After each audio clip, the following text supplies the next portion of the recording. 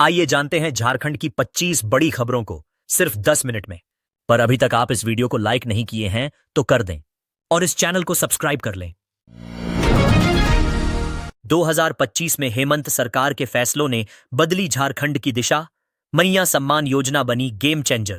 2025 में हेमंत सोरेन सरकार के कई बड़े फैसलों ने झारखंड की राजनीति और विकास का एजेंडा तय किया। महिला सशक्तिकरण और सामाजिक सुरक्षा सरकार की सबसे बड़ी प्राथमिकता के रूप में सामने आई। सबसे ज्यादा चर्चा में रही मैया सम्मान योजना, जिसके तहत जनवरी 2025 से 56 लाख से ज्यादा महिलाओं के खातों में हर महीने 2,500 रुपये डीबीटी के जरिए भेजे गए। सरकार ने इसके लिए 13,363 करोड़ रुपए का बजट प्रावधान किया।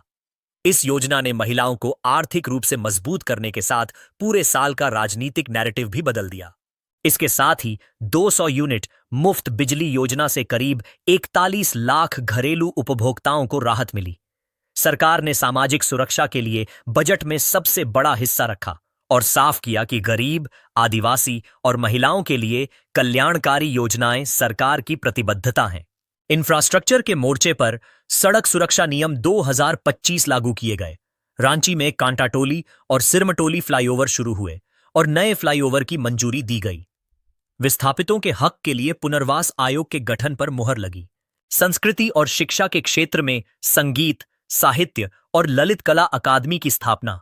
कोचिंग सेंटर रेगुलेशन कानून और SC/ST सिविल सेवा प्रोत्साहन राशि बढ़ाने जैसे फैसले हुए। साथ ही अंगदान गाइडलाइन, बिजली ट्रांसमिशन, सड़क निर्माण, कर्मचारियों की पेंशन सुरक्षा और भ्रष्टाचार के खिलाफ सख्त कार्रवाई से सरकार पूरे साल सुर्खियों में रही। 2025 में हेमंत सरकार के फैसलों ने साफ संकेत दिया कि झारखंड में विकास के साथ सामाजिक न्याय को केंद्र में रखा गया है।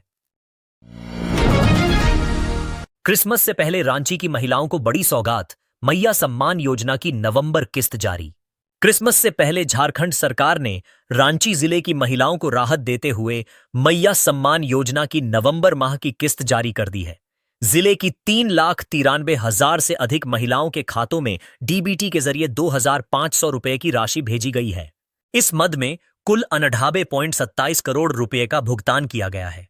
सबसे ज्यादा लाभुक कांके प्रखंड में रहे, जबकि सदर शहरी, मांडर, सिल्ली, बेड़ो समेत सभी प्रखंडों और शहरी क्षेत्रों की महिलाओं को योजना का लाभ मिला। उपायुक्त मंजूनाथ भजंत्री ने कहा कि यह पहल महिलाओं को आर्थिक रूप से सशक्त बनाने और उन्हें सम्मान देने की दिशा में सरकार की संवेदनशील सोच को दर्शाती है। अगर चाहें तो मैं इसे और छोटा, हेडलाइन ज्यादा आकर्षक या सोशल मीडिया साब न्यूज पोर्टल स्टाइल में भी तैयार कर सकता हूं। हेमंत सोरेन कैबिनेट का बड़ा फैसला। 15 अनुसूचित जिलों में लागू होगा पैसा। 39 प्रस्तावों पर मुहर। मुख्यमंत्री हेमंत सोरेन की अध्यक्षता में हुई झारखंड कैबिनेट बैठक में कुल 39 प्रस्तावों को मंजूरी दी गई। इनमें सबसे अहम फैसला पेसा कानून पैसा की नियमावली को स्वीकृति देना रहा, जिससे राज्य के 15 अनुसूचित जिलों में यह कानून प्रभावी होगा। पैसा लागू होने से ग्राम सभाओं को अधिक अधिकार मिलेंगे और आदिवासी व ग्रामीण इलाकों में स्वशासन मजबूत होगा। मुख्यमंत्री ने कहा कि सरकार का लक्ष्य अंतिम व्यक्ति तक विकास का लाभ पहुंचाना है। इसके अलावा कैबिनेट ने विश्वविद्यालयों में पदों के पुनर्गठन, KGBV छात्रावास निर्माण, शिक्षकों के मानदेय में वृद्धि, JSSC परीक्षाओं को 2 चरणों में कराने और कई सेवा नियमावलियों को मंजूरी दी।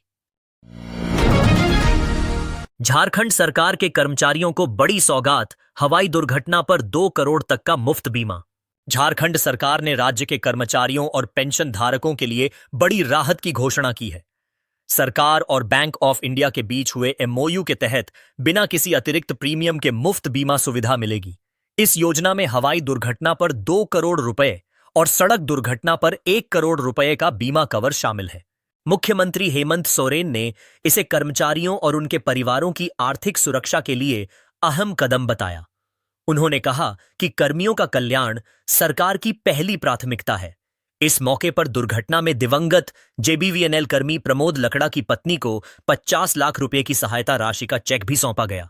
कार्यक्रम में वित्त मंत्री राधाकृष्ण किशोर, मुख्य सचिव और बैंक ऑफ इंडिया के वरिष्ठ अधिकारी मौजूद रहे।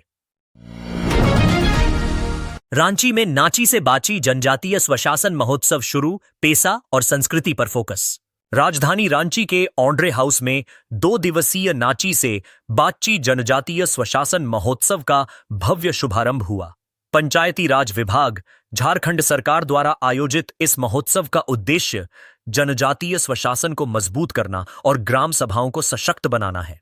पारंपरिक नगाड़ों की गूंज के साथ कार्यक्रम की शुरुआत हुई, जिसमें पंचायती राज मंत्री दीपिका पांडेय सिंह शामिल हुईं। महोत्सव में जनजातीय संस्कृति, नृत्य संगीत, शिल्प प्रदर्शनी, फिल्म शो और गोष्ठियों का आयोजन किया जा रहा है। कार्यक्रम के दौरान पेशा कानून के प्रभावी क्रियान्वयन पर चर्चा हुई।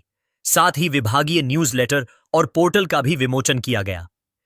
मंत्री ने कहा कि यह महोत्सव जनजातीय अधिकारों और स्वशासन को नई दिशा देने का मंच है। हजारीबाग दौरे पर राष्ट्रीय महिला आयोग, 800 जिलों में एलसीसी आईसीसी को मिलेगा प्रशिक्षण। राष्ट्रीय महिला आयोग की अध्यक्ष विजया रहाटकर मंगलवार को हजारीबाग पहुंची, जहां उन्होंने महिला सुरक्षा और सशक्तिकरण को लेकर जिला प्रशासन, पुलिस अधिकारियों और लोकल कमेटी एलसीसी व आंतरिक शिकायत समिति आईसीसी के सदस्यों के साथ बैठक की। आयोग ने निर्णय लिया है कि देश के 800 जिलों में एलसीसी और आईसीसी को प्रशिक्षण दिया जाएगा। इसी क्रम में हजारीबाग प्रमंडल के 7 जिलों का प्रशिक्षण नगर निगम सभागार में संपन्न हुआ।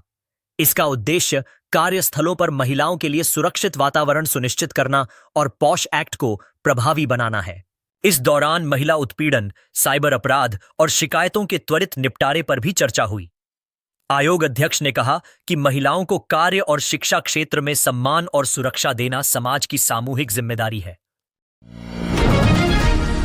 बोकारो में इस्पात मजदूर मोर्चा का जोरदार प्रदर्शन, श्रम कानूनों में बदलाव के खिलाफ केंद्र सरकार पर साधा निशाना।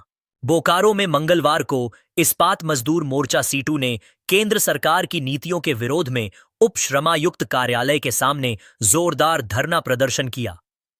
प्रदर्शन के दौरान मजदूरों ने केंद्र सरकार के खिलाफ नारेबाजी करते हुए श्रम कानूनों में किए गए बदलावों को मजदूर विरोधी बताया। धरना प्रदर्शन में शामिल मजदूर संगठनों के नेताओं ने कहा कि केंद्र सरकार ने श्रम कानूनों में संशोधन कर मजदूरों के अधिकारों को कमजोर किया है। सरकार के इन फैसलों से मजदूरों का शोषण बढ़ेगा, जिससे मजबूर होकर उन्हें सड़कों पर उतरना पड़ा है। मौके पर मौजूद इस्पात मजदूर मोर्चा के महामंत्री आर.के. गौराई ने केंद्र सरकार पर मजदूरों की अनदेखी का आरोप लगाया।